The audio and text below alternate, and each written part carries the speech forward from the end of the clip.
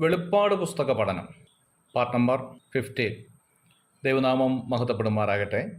വെളിപ്പാട് പുസ്തകം 13-ാം അധ്യായത്തിൽ നിന്ന് സമുദ്രത്തിൽ നിന്നും കരയിൽ നിന്നും കയറി വരുന്ന 2 മൃഗങ്ങളെക്കുറിച്ചുള്ള പഠനമായിരുന്നു നാം നടത്തിക്കൊണ്ടിരുന്നത്.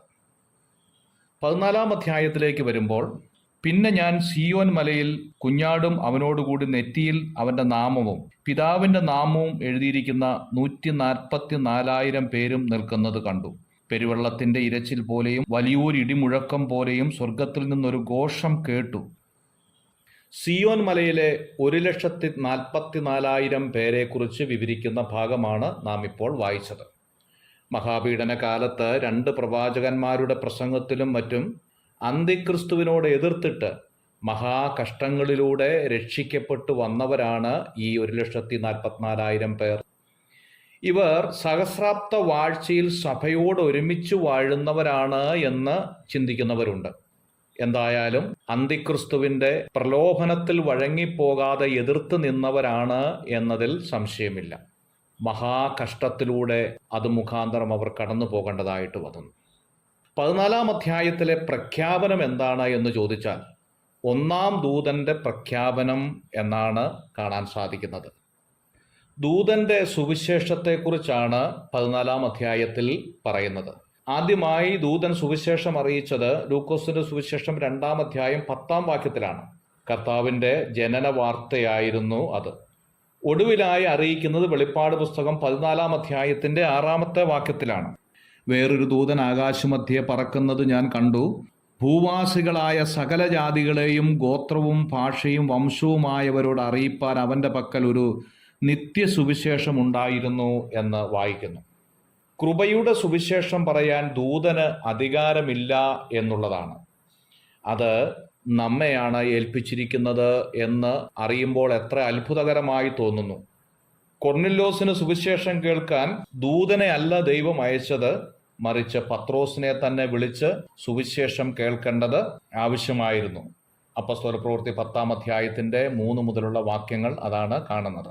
ബൈബിളിൽ വ്യത്യസ്തമായ സുവിശേഷങ്ങളെക്കുറിച്ച് രേഖപ്പെടുത്തിയിട്ടുണ്ട്. ഒന്നാമത് രാജ്യത്തിൻ്റെ സുവിശേഷം എന്നുള്ളതാണ്. മത്തായിയുടെ സുവിശേഷം 1-ാം അധ്യായം മുതൽ 3-ാം അധ്യായം വരെ രാജ്യത്തിൻ്റെ സുവിശേഷത്തെക്കുറിച്ചാണ് പറയുന്നത്. യോഹന്നാൻ പ്രസംഗിച്ചതും കർത്താവ് പ്രസംഗിച്ചതും രാജ്യത്തിൻ്റെ സുവിശേഷമായിരുന്നു എന്ന് മനസ്സിലാക്കാം.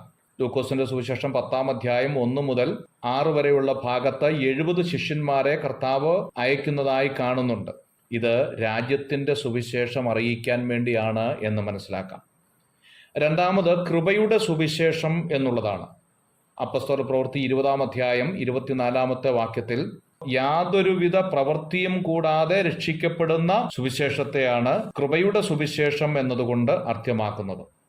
വെളിപ്പാട് പുസ്തകം 14-ാം അധ്യായത്തിന്റെ 6-ാം വാക്യത്തിൽ നിത്യസുവിശേഷത്തെക്കുറിച്ച് കാണുന്നു. എക്കാലത്തെയും എന്നുള്ള അർത്ഥമാണ് അത്.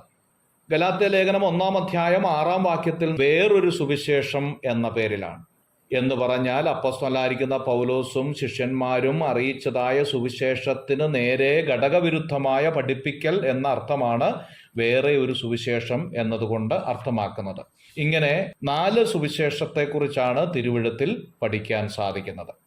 നാം ഇന്ന് കൃപയുടെ സുവിശേഷത്തിന്റെ വക്താക്കളാണ് എന്നോർക്കുമ്പോൾ ആഹ്ലാദവും ഉല്ലാസവും നമ്മളിൽ ഉണ്ടാകേണ്ടത് ആവശ്യമാണ്. പ്രവൃത്തി കൂടാതെ വിശ്വാസത്താൽ രക്ഷ പ്രാപിച്ചവരാണ് നമ്മൾ എന്നോർക്കുമ്പോൾ അതെത്രയോ അത്ഭുതകരമാണ്. അതുമാത്രമല്ല, കൃപയുടെ സുവിശേഷം അറിയിക്കുവാൻ ദൂതൻ അവകാശമില്ല എന്നുള്ളതും ദൂതനെ ദൈവം ഏർപ്പാടാക്കിയിട്ടില്ല, അത് നാം ഓരോരുത്തരും ചെയ്തു തീർക്കേണ്ട ഉത്തരവാദിത്തമാണ് എന്നോർക്കുമ്പോൾ എത്ര ഗൗരവത്തോടുകൂടി സുവിശേഷം നാം അറിയിക്കേണ്ടവരാണ് എന്ന് ഓർത്തിരിക്കേണ്ടത് ആവശ്യമാണ്. 14-ാം അധ്യായത്തിന്റെ 14-ാം വാക്യത്തിൽ 2 കോങ്കത്തികളെ കുറിച്ച് കാണുന്നുണ്ട്. വരുവാനുള്ള വലിയ ന്യായവിധിയെ കാണിക്കുന്നതിനായിട്ടാണ് ഈ കോങ്കത്തി എന്ന് മനസ്സിലാക്കാം. മത്തായിയുടെ സുവിശേഷം 13-ാം അധ്യായം 42-ാം വാക്യത്തിൽ മഹാപീഡന കാല അന്ത്യത്തിൽ നടക്കുന്ന സംഹാരത്തെ കാണിക്കുന്നതാണ് എന്ന് മനസ്സിലാക്കാം. God bless you.